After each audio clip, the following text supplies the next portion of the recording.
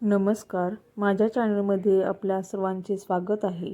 तर आज आपण बॉबिन कशी भरायची आणि ती बॉबिन केसमध्ये भरून बॉबिन केस कसा सेट करायचा हे या व्हिडिओमध्ये पाहणार आहोत. ही आहे बॉबिन. आता ती कशी भरायची हे मी दाखवते आहे.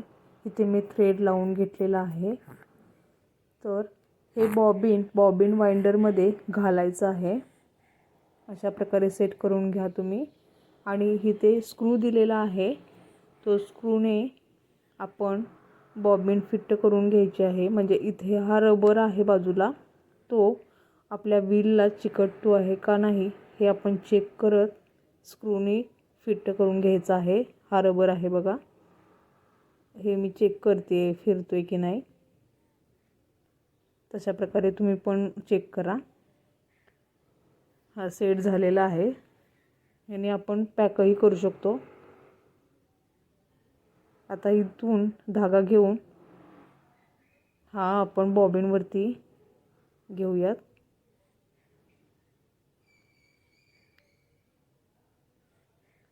बॉबिनला थोडा धागा गुंडाळायचा आहे, जेणेकरून धागा सुटणार नाही.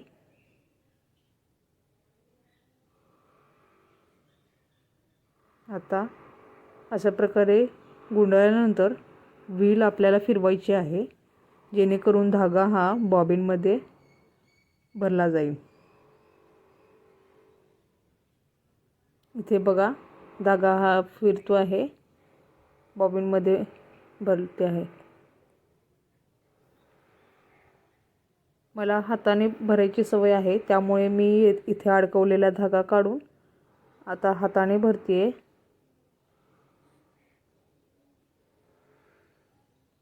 तुम्ही असंही ट्राय करू शकता.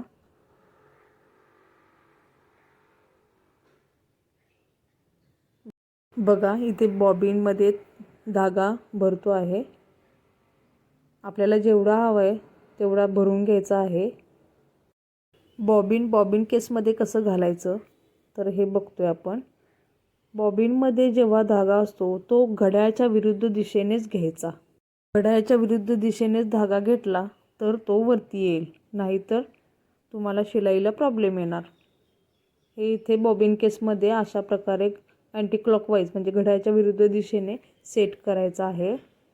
आणि इथे तुम्ही बघू शकता, त्या बॉबिन केसमधून बाजूलाच अशी खाच आहे, त्याच्यातून आपण धागा घेऊन या होलामध्ये तो ओढायचा आहे. हे बघा, मी असं ओढून घेतलेलं आहे. आणि आता हे बॉबिन केस आपल्या मशीनमध्ये कसं सेट करायचं ते आपण बघूयात.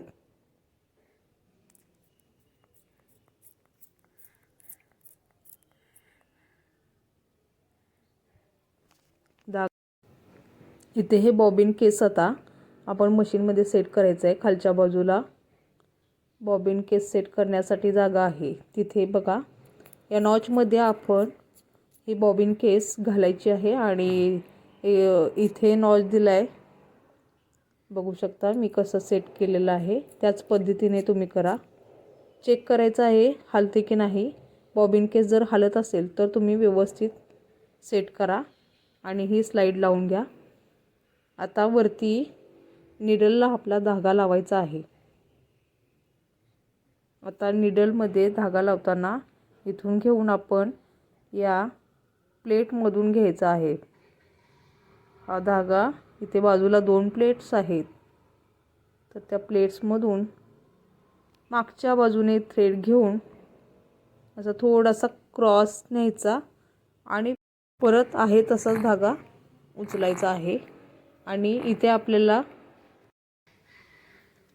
थ्रेड टिकअप लेवरमध्ये घालून या खाली आपण निडलला घालायचा आहे. नीडलमध्ये मी धागा घालून घेतलेला आहे, तुम्ही पण अशा प्रकारे घालून घ्यायचा आहे. आता हा धागा एका हाताने पकडायचा आहे आणि दुसऱ्या हाताने व्हील फिरवायचा आहे, जेणेकरून खालचा धागा वरती येईल. तुम्ही इथे बघू शकता, खालचा धागा वरती आलेला आहे. धागा टिप मारायला रेडी आहे. तर आता आपण टिप कशी मारायची हे शिकणार आहोत.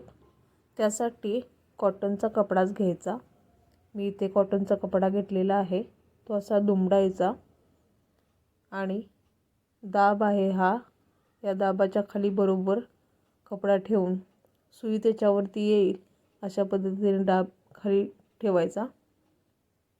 हे दाबाचं हँडल आहे, तुम्ही बघू शकता। हे खाली वर केलं त्याच्यावरून दाब खाली वर होतो, वरती केलं की वरती आणि खाली केलं की खाली। तर आता आपण टीप मारणार आहोत। टीप ही सरळ मारायची आहे।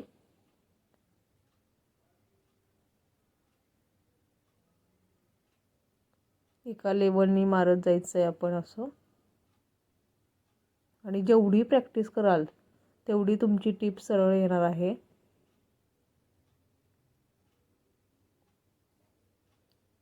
आणि प्रॅक्टिससाठी कॉटनचाच कपडा घ्यायचा आहे, जेणेकरून आपले टीप व्यवस्थित येईल।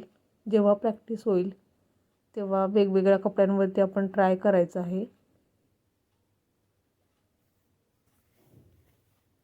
त्यामुळे कुठलाही कपडा हातात आला तर टीप ही व्यवस्थित आली पाहिजे। अशा पद्धतीने प्रॅक्टिस आपण करायची आहे। प्रत्येक ग्राहकाचा कपडा हा वेगवेगळा असतो।